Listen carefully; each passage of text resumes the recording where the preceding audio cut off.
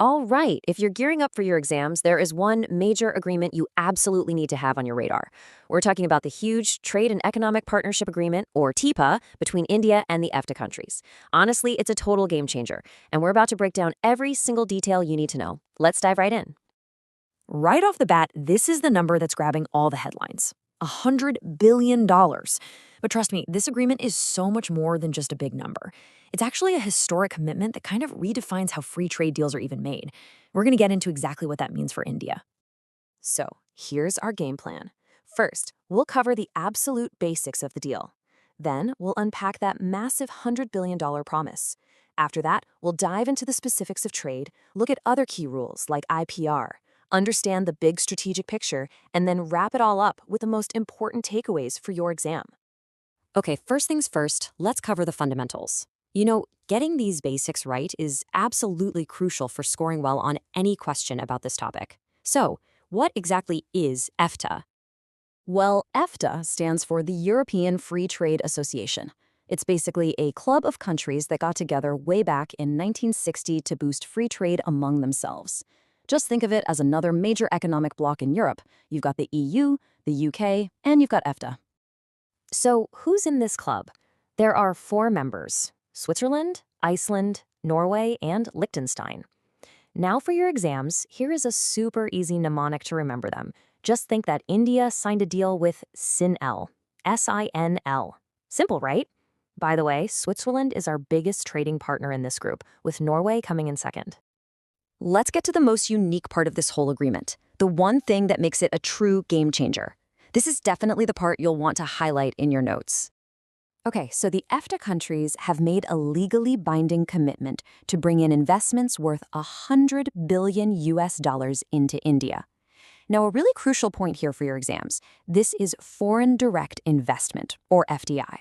This means long-term investment in building actual things, factories, companies, infrastructure. It's not just money flowing into the stock market, which is portfolio investment. This is about building in India. And that massive investment comes with a very clear goal attached, helping to create 1 million direct jobs right here in India. It's this double promise, capital and employment, that really makes this TEPA agreement stand out. So, what's the timeline for all this? Well, the deal was signed in March 2024. It's set to officially kick in around October 2025. And that's when the 15-year clock starts ticking, running all the way to 2040 to hit those big investment and job creation targets. And here it is. This is the key takeaway you absolutely must remember. For the first time ever in the entire history of free trade agreements, there is a legal binding commitment for investment and job creation with specific targets. This isn't just a friendly promise. It's written into the legal text of the deal, setting a massive global precedent. All right, let's get to the heart of any trade deal, market access. What exactly are India and the EFTA countries putting on the table for each other when it comes to buying and selling goods and services? This slide gives us a fantastic bird's-eye view. You can see EFTA is really opening its doors wide. They're offering access on over 92% of their tariff lines, which are just different categories of goods. And that covers a huge 99.6% of everything India exports to them. And that includes literally 100% of all non-farm goods. On our side, India is offering access on about 83% of our tariff lines, which covers over 95% of what EFTA sends us. And fun fact, more than 80% of that is actually gold. Let's zoom in on these numbers. The table makes it really clear that the deal is a bit asymmetrical, and that's by design to help a developing economy like India. EFTA's offer is pretty much total access for Indian goods. And for India's offer, it's so important to note that even though gold is included, the actual effective duty on gold isn't being touched. That's a key detail to remember. So, what did India decide to protect? This is a super important list for your exams, so pay close attention. India has kept sensitive sectors like dairy, soya, coal, and a few other agricultural products completely out of the agreement. This is all about protecting our domestic producers in these areas. Now, what about services? It's not just about physical goods, right? India has offered access in 105 subsectors, and in return, got commitments from EFTA in 128. This trade happens through different modes. Mode 1 is all about digital delivery, like our IT services. Mode 3 means having a commercial presence, like a Swiss bank opening a branch in India. And Mode 4 is about professionals, like our engineers or accountants, being able to travel and work there temporarily. The deal strengthens all of these. You know, a modern trade deal is way more complex than just cutting taxes on goods. Let's look at some of the other really important parts of the TEPA, especially the one on intellectual property rights. So the crucial point on IPR, intellectual property rights, is that the rules are at the TRIPS level. That's the global standard from the World Trade Organization. This is a huge win for India because it means we didn't have to agree to any stricter patent laws. Our massive generic medicine industry is protected, and our concerns about things like patent evergreening have been taken care of.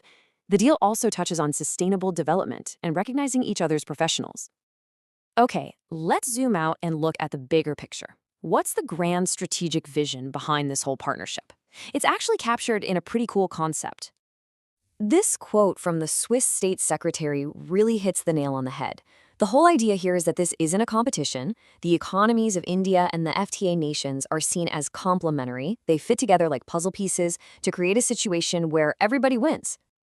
And that brings us to this core strategy, which has been brilliantly named the Power of Five, or PUNCH.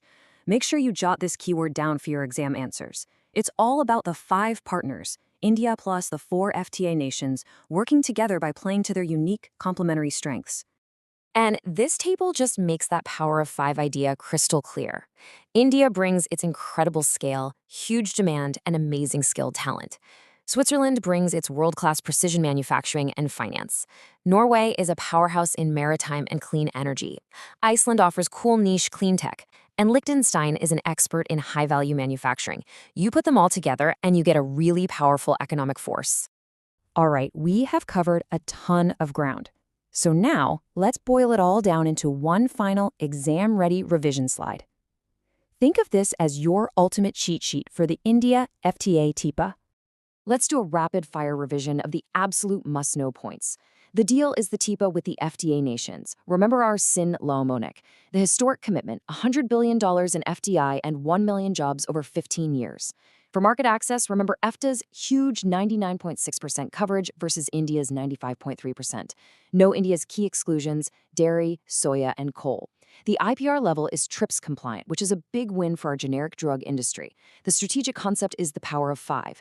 And in services, India's secured commitments in 128 subsectors. Got it? And that's our complete breakdown of the India EFTA TEPA.